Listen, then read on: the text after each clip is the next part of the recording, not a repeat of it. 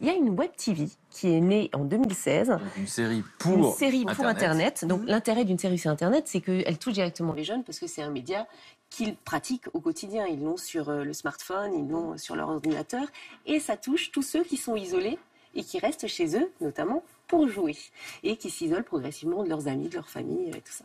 Donc Alexandre Lemoine-Cours a créé il est réalisateur, et il a créé des petites vidéos. Ces vidéos sont pour les jeunes, par des jeunes, et je vous propose de regarder une vidéo sur le jeu vidéo qui s'appelle Overgame. Ouais alors, t'en es où, t'as réussi? C'est pas toi qui avais totémisé ton personnage ou franchement, je serais toi, je le totémiserais encore un peu plus. Hein. Ah mais fallait suivre mes conseils aussi, ton perso aurait été invincible. Regarde, moi la dernière fois, tu sais, sur la passerelle. La passerelle bleue dans les les... 2h du mat, qu'est-ce que tu fais devant ton ordinateur? T'as cru tout permis, c'est ça? Vas-y, c'est bon, lâche-moi. En plus, j'ai appris que t'allais pas en cours. C'est de mieux en mieux, ça. Tu veux que ta mère devienne dingue? Mais elle est H24 sur mon dos, tu veux que je fasse comment? Mais tu parles plus avec nous, tu restes enfermé dans ta bulle, là. Tu crois que c'est comme ça que tu vas y arriver? Tu crois que c'est en saoulant que je vais y arriver? Ah, c'est comme ça que tu le prends? Eh ben alors, pour te montrer qu'on est quand même tes parents, j'arrête la connexion jusqu'à nouvel ordre. Je te confie ton ordinateur et tes consoles. Et la bonne nouvelle, c'est que je t'ai inscrit à l'atelier Café Philo. Et que t'as pas le choix. Tu sais, Nico, c'est pas moi qui passe les examens cette année.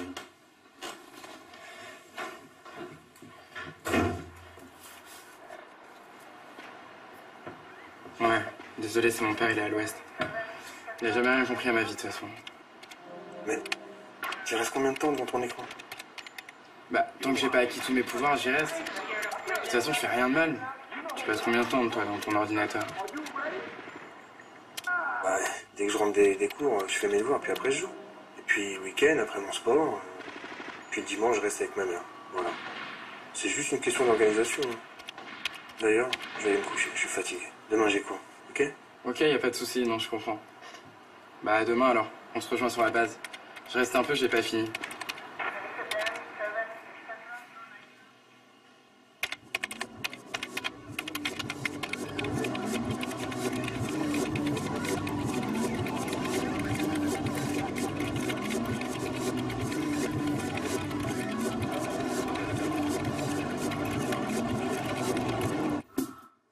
Donc c'est l'addiction aux jeux vidéo. Oui. Est-ce que vous avez eu des adolescents qui étaient concernés?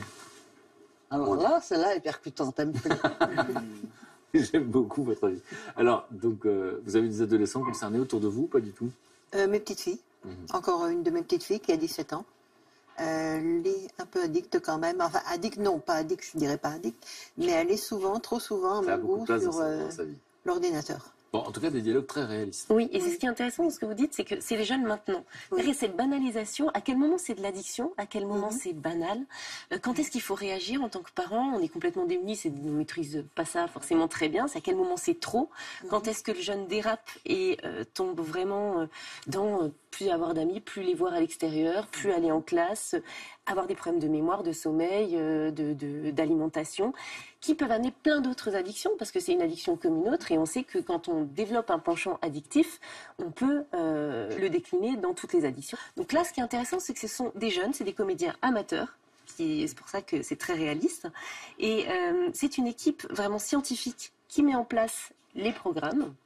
Donc c'est un comité avec des médecins, des pédopsychiatres, des psychiatres et des acteurs de terrain. Donc, par exemple, on a des personnes qui s'occupent sur le terrain de la Croix-Rouge notamment, qui gèrent le centre d'addiction, qui vont définir les petites vidéos qui vont être tournées et ils vont aller recruter les jeunes amateurs qui vont tourner dans ces vidéos. Il y a eu 60 000 vues sur cette vidéo Overgame. Voilà, donc c'est beaucoup, c'est une toute nouvelle web-série.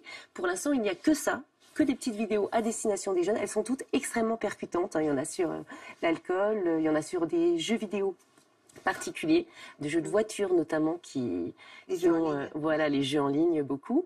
Et très bientôt, et moi c'est ce qui m'intéresse, il va y avoir en septembre 2017 un espace pour les parents. Parce que par exemple, vous voyez votre fils qui a les yeux rouges, qui passe ses nuits comme ça, comment vous réagissez? Est-ce qu'on interdit? Est-ce qu'on met en place un dialogue? C'est quoi nos outils? Et alors justement, c'est la question qui se pose à tous ceux qui sont confrontés à ça, et dans cette web-série, il y a des propositions de solutions? Il y a des propositions de solutions, et surtout ça permet, c'est vraiment un film pour les jeunes, donc une petite vidéo pour les jeunes, ça permet d'en discuter en famille. on peut le regarder quand on a un doute avec son enfant. On peut lui passer le film et après, ça génère une discussion. Ah, Il n'y a pas de morale à la fin. Il n'y a pas de morale à la fin. Il y en aura une très bientôt parce qu'il y a cet espace parents qui va voir le jour où les parents pourront avoir des outils, poser des questions et connaître les écueils dans lesquels ne pas tomber. Il y a également il y aura une partie pour les professionnels parce que c'est quand même donc, le comité scientifique des médecins. Ouais, c'est encadré, quoi. C'est très encadré. Est-ce que tu nous as pas dit c'est où on la voit? On la voit, ça s'appelle Ose TV. Ah, pardon, Ose TV. Ça veut dire oser demander, O-Z-E TV, oser demander, Ose TV vous répond. Et les experts, je pense aux médecins, par exemple, en zone rurale, où on n'a pas forcément tous les outils pareils pour répondre à une addiction aux jeux vidéo, un parent qui s'inquiète, il va pouvoir également se connecter sur un espace pro très bientôt sur cette Web TV pour avoir des indications, pour pouvoir correspondre, en tout cas discuter avec d'autres personnels de la santé pour avoir des réponses. L'addiction aux jeux vidéo et l'addiction aux jeux d'argent, c'est pas tout à fait pareil. Parfois, ça se rejoint.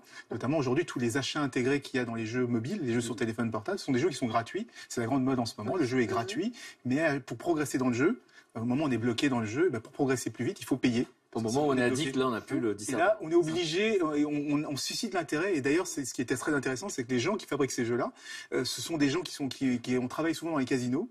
Donc, ils gèrent la frustration du joueur. C'est très mathématique. Ils vont gérer la frustration du joueur jusqu'où on peut aller pour le bloquer suffisamment pour que, là, il est frustré, donc il joue encore parce qu'il ne faut pas effrayer tous ceux qui vont, ce jeu m'énerve.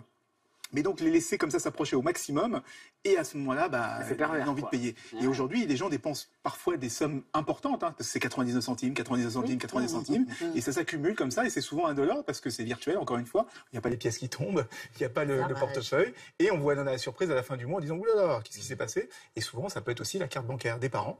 Quand il n'y a pas de contrôle, c'est la carte bancaire des parents qui récupère, qui se met à payer tout. Bon, en tout cas, quelque chose qui paraît ordinaire, banal, de voir les jeunes sur les jeux vidéo, on se dit, c'est pas ma génération, etc. Mais quand on sent qu'il y a une addiction, c'est compliqué de trouver les mots, il y a souvent un dialogue de sourds. Exactement. Et donc l'idée que ce soit fait par des jeunes pour les jeunes, c'est intéressant. Et c'est la MIDELCA, donc la mission interministérielle de lutte contre les drogues et conduites addictives, qui finance entièrement cette TV. C'est une association à but non lucratif qui va être développée et à destination de tous, parents, ados et professionnels.